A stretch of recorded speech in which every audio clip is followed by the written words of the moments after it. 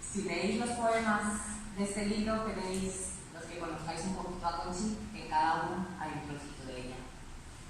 Yo he escogido uno que creo que está especialmente dedicado a las guerreras, como ya dices, a las que lo han sido, a las que lo son y a las que lo serán. Se llama No hay rendición.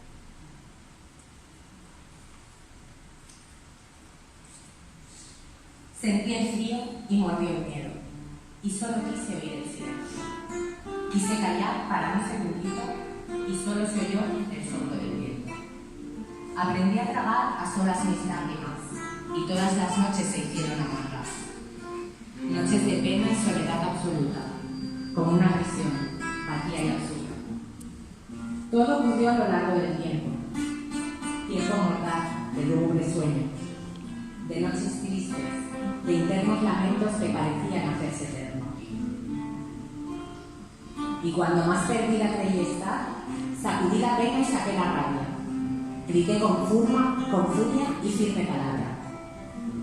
Levanté la frente y al miedo miré, aunque fui temblando, a la batalla entré.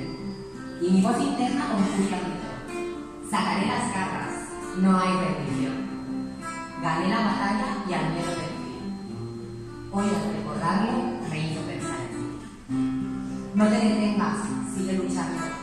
Saca las fuerzas y tiende tus manos. Tienes las mías. Yo sigo aquí. Nunca te rindas.